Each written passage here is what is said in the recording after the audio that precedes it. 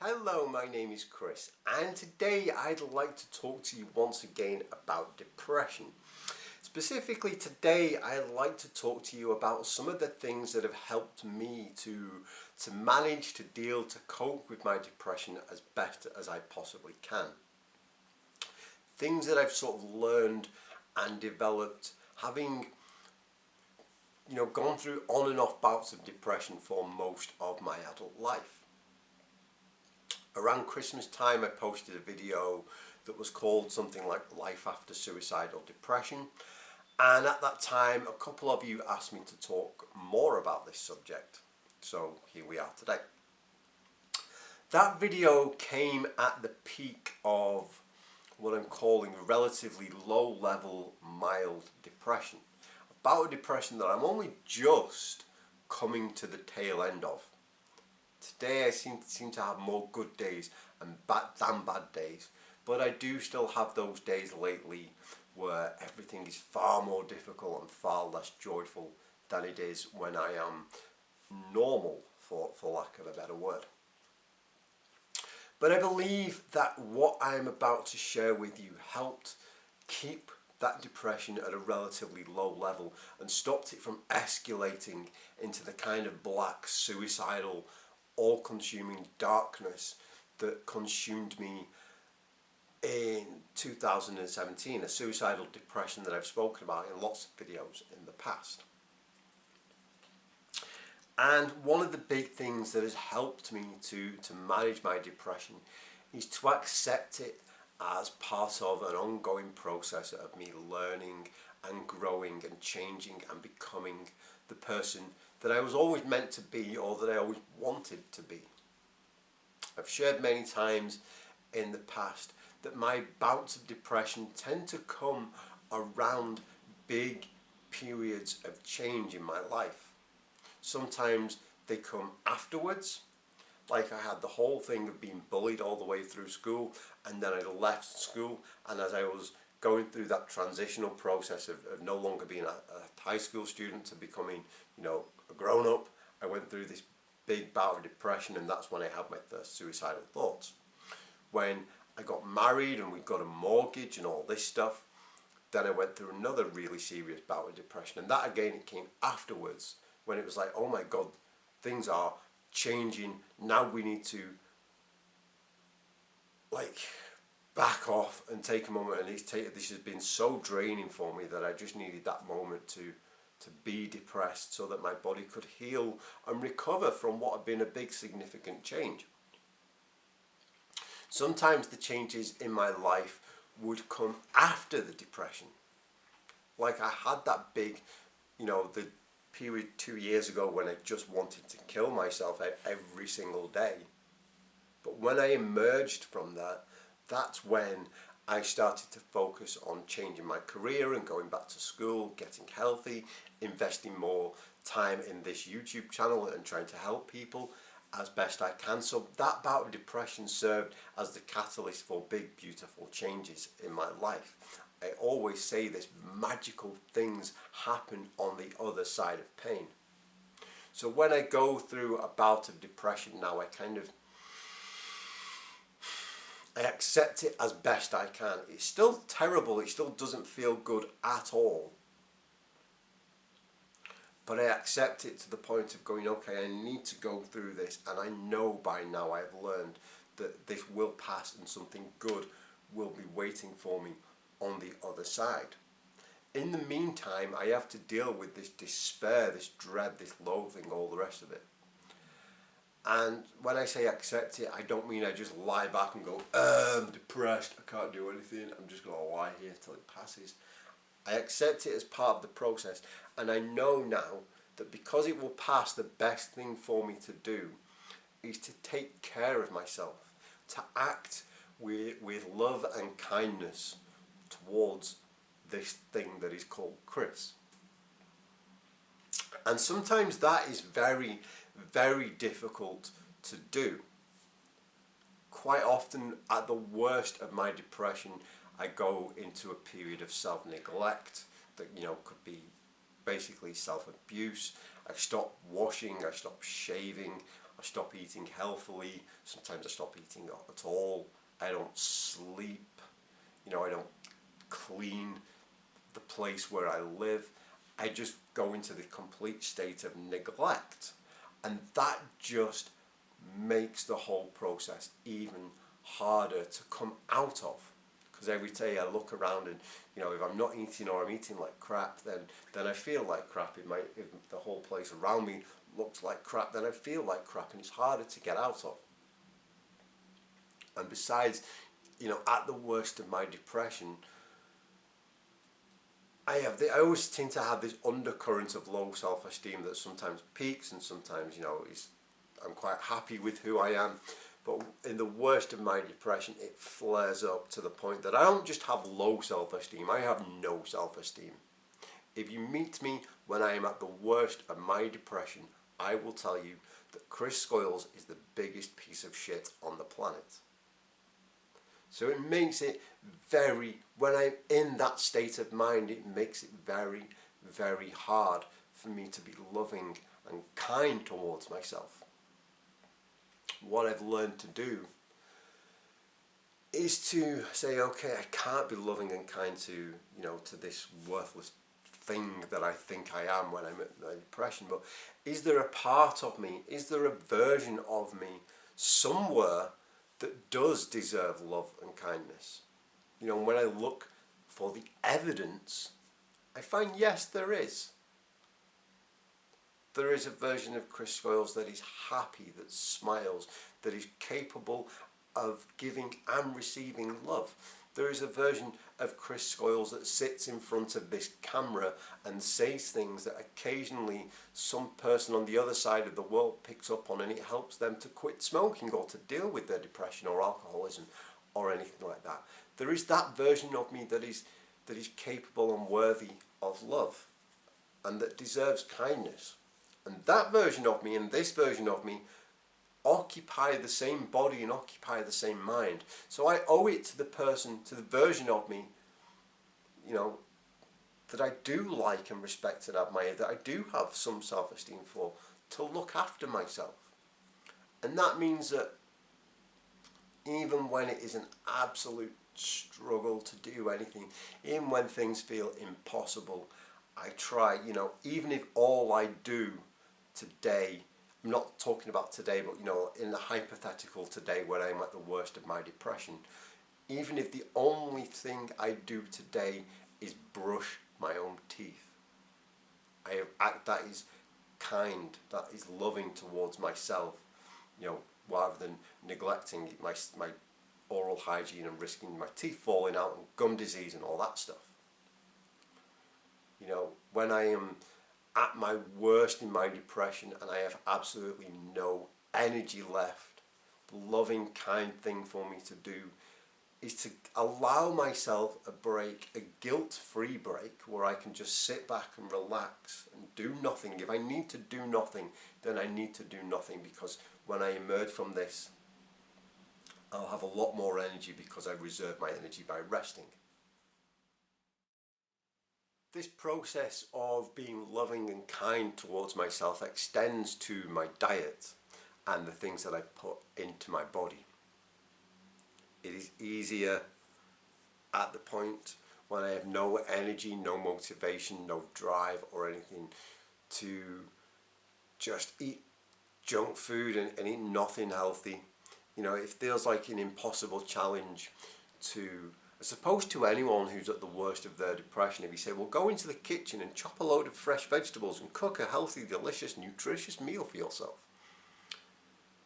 It is almost impossible to do that when simply getting out of bed, it takes a Herculean effort. But what I can do is, in the times when I'm out of my depression and I am looking after myself, I can, if I make healthy food, I can put some away and I can freeze it. So that when, those days come when even just getting out of bed seems impossible, I don't have to cook in order to take care of myself. I just have to dump something in the microwave and eat it, and it's still good for me. That doesn't mean, however, that I don't occasionally, eat my favourite foods, even if they are not necessarily the healthiest things in the world for me. But there is a big difference between having a moderate sized portion of my absolute favourite food and being mindful of the experience of eating it and enjoying it and savouring it. There is a big difference between that and just mindlessly shoving any kind of crap down my throat just, to change the way that I feel or to numb the pain or anything like that. That is the same as drinking or smoking or anything like that. It's just using a substance to mask things. Whereas, do you know what? If eating this one slice of pizza and really, really enjoying this one slice of pizza is going to just put a smile on my face at a time when absolutely nothing else will, then I'm okay to do that. And I say put a smile on my face because that is the big difference. Like if I'm eating this and I'm going, oh, this is good, I'm aware of the fact that it's good. Whereas in the past, I would just, you've seen past videos when I was a lot bigger than I am now. That was a lot of being at the worst of my depression and just mindlessly eating. So I try not to do that anymore. As well as preparing healthy food when I'm at an okay level and sort of preparing for that depression, another thing that I like to do when I am normal is to talk to the people in my life who I love and who love me and care about me, and use that opportunity to talk about my depression and to try and explain it a little bit. I know when you are depressed, the first thing that anybody tells you to do, and you notice I say tells you to do, whether you ask for their advice or not, they tell you to do this, is to go and talk to somebody. Talk to somebody helps, they say, as if you hadn't thought of this. I find when I am at the absolute dirt worst of my depression, talking about that depression is impossible. I've worked as a writer for most of my adult life. I've used thousands and thousands of words, and yet I have never been able to find words that adequately describe how depression feels, or to be able to even explain to another person who hasn't gone through it what I'm going through. It's difficult to say, I'm in tremendous pain, but I'm also completely numb. I hate myself, but I hate everybody else more, and because I hate everybody else more, that makes me hate myself more. I'm afraid. I loathe everything. I have no joy and no energy, and it seems, even I say these words to you, that barely scratches the surface of what my depression actually feels like. If I say to someone, okay, my depression, it's like somebody puts an Instagram filter on my life, and that Instagram filter drains all the colour and drains all the joy out of everything, so that even stuff that I used to love just feels like too much. The worst thing about talking about my depression when I'm in the thick of it is that I often find that it can make things worse if you talk to people who, despite being kind and loving and generous and wanting to help, aren't quite equipped to know what to say to you to actually help. And sometimes it can make things a heck of a lot worse. Like, I always remember when I was at the peak of my suicidal depression, telling somebody about it, and they said, well, you shouldn't be this way because you have everything to live for. Oh, I shouldn't be this way, as if to say, you have no right to be depressed. And I was like, oh great, so now what I'm doing not only feels bad, but is wrong to boot. So now I feel ashamed and terrible about it all. Or I remember telling somebody about it and they say, you should just go and smoke marijuana and you'll be fine. Like, I don't, no, it's not the solution. And in fact, when I'm telling you, I'm not always looking for solutions. I'm just looking to tell you. And it is difficult. I find it very, very difficult to do. It's partly the reason why I'm retraining to become a qualified counsellor, because I do feel that just being with someone, you know, who even if they don't get it, will not try and force their opinions or tell you what you should do about it. I believe that that can be very beneficial. But sometimes when you tell people, they can get angry and upset about you, to you. Especially if they are people who love you and who care about you. Almost, again, it comes back to that thing of you have no right to be depressed. Like, you know, say to someone, okay, this is how I feel, and they come back with, but I love you, I care about you, why is my love and my kindness not enough for you? They somehow make your depression about them, and it just becomes like, I just don't want to talk to you about it anymore. I've sort of gone off on a tangent here, but what I'm getting back to is that when I'm okay, when I'm not depressed, I can then go to those people who I love and care about and say, okay, look, can we talk about either what happened or what might happen next time? This is kind of how it feels, but still not an adequate way to sum it up. This is what I need from you. This is the best way that you can love me and be kind to me and support me through my depression. And I quite often say to people, look, if my depression just turns me into an absolute arsehole, walk away from me and I'll understand later. I might not understand at the time, but I'll understand later. Another really practical thing that I can do to help me manage my depression is when I'm okay, or even, I suppose you could do this even when you're not okay, is to put together my depression survival kit. I don't have it with me right now. I'd love to make a video and just show you this kit, but it basically includes it's a box that includes a bunch of stuff that, whilst it won't necessarily cure my depression or make me feel, yeah, I'm 100% better, will help me to just go through that process. I feel that my depression is a process of allowing myself to restore my energy. So I need just downtime, I need away time. And the depression survival kit contains things that just make that process a little bit easier. So it includes a playlist of just really, really good songs. All killer, no filler, just the good stuff. The songs that make me happy, that make me feel good. Music has a profound, profound effect on my mood. In fact, even just before I turned this camera on today, got out of the shower, had the music playing, I was dancing around, was singing a little bit, let the music sort of just get into me. And as it gets into me, I start to feel good and confident and ready to sit down and turn the camera on and say, hello, my name is Chris. So I have those songs that put me in that mood. They might not work, but at least, you know, it's something.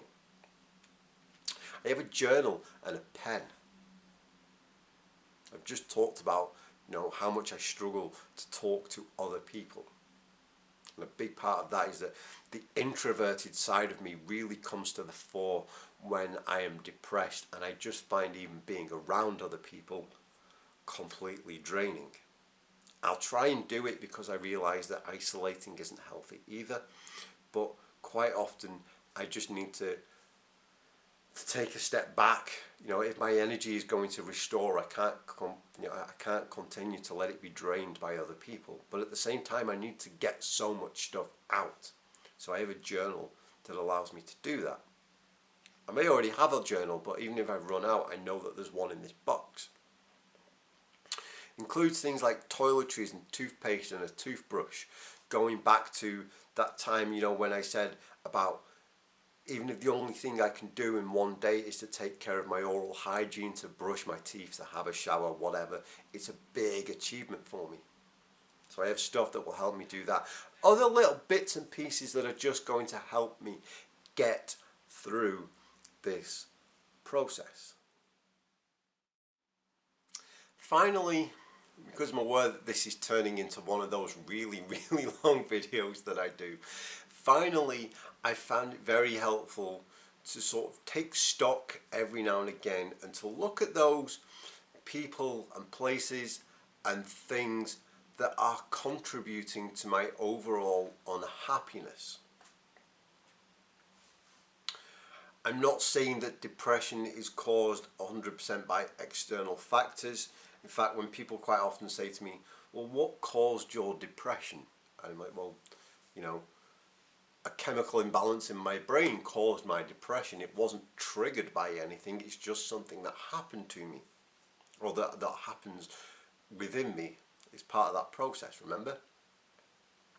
But that doesn't mean that I should allow external things to make it worse. Like if I'm constantly going through and dealing with things that are making me unhappy, then it makes sense that at a certain point I'm just going to get stuck in a state of unhappiness that is going to descend into depression. So I take stock of things and think, this no longer serves me, this no longer, you know, has any positive impact in my life, so it has to go. Last year I stopped going to Alcoholics Anonymous meetings, except for every now and again popping in to see people that I liked. Now 6 years sober, and I'm not saying that I left AA because, you know, I felt I didn't need it or because sobriety wasn't important to me anymore. But I was reaching a point where I would go into AA meetings feeling quite positive and quite calm and quite okay, and then coming out of the meeting feeling 100 times worse. And I tried different meetings and I tried talking to people, and they kept saying to me, well, instead of seeing what you can get out of it, see what you can put into it. And I kept going, and I found that that isn't the best method for me to help people. This is. So I was, you know, I was going to these AA meetings and I was finding that I was just coming out feeling worse. And I thought, I don't need to keep doing this anymore. So I walked away from those meetings. Likewise, I'm in the process of, you know, severing ties with a big client that I've worked with for a long time, because I realized that, you know, 80% of my stress is caused by 20% of my overall workload that I do for this one client. So, you know, they need to go. I'm aware that stress, some level of stress can be good. It pushes us, it challenges us, it changes us for the better. But if there are certain things that are contributing to misery and contributing to unhappiness over a long period of time, they gotta go. I did this whole thing where I got really into minimalism and had a huge declutter and scaled down. And I find that I'm happier and healthier just for doing that. Like, it takes me less time to clean. I don't get up in the morning. You know, when I was depressed, I'd look around at all this chaos. And that contributed to my unhappiness. I don't have that anymore. So I learned to get rid of things that contribute long term to my unhappiness. And you know, I've done this. There may be things that are working for me now that make me happy now, that in a year or two start to make me miserable. At that point, I'll need to take stock again and say, well, okay, at that period in my life, this thing, this person, this place served me and was good for me, but now it is no longer good for me, no longer serves me. It has to go.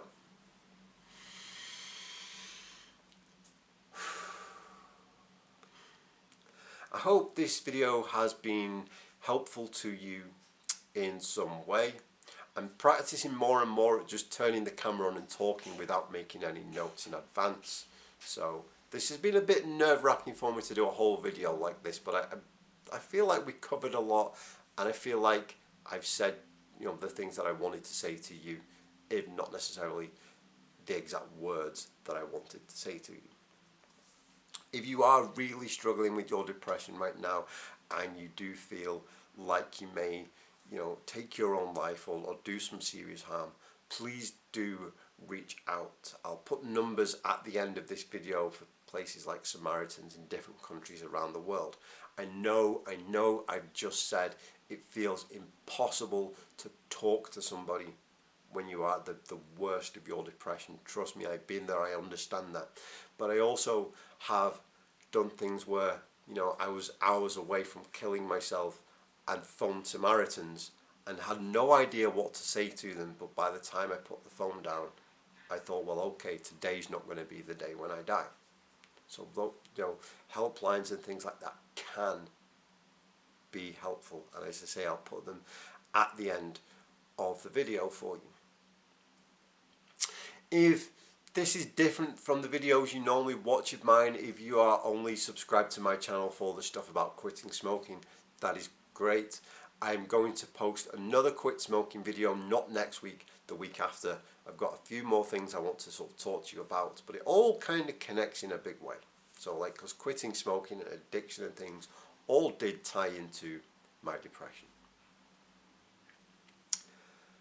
Thank you so much for watching. I do really genuinely appreciate all your support and all your kind words down in the comments. Do let me know how you are getting along on your journey. And if there's anything you'd like me to talk about in future videos, let me know that too. Until next time, all I've got to say is thank you for watching. I'll see you later.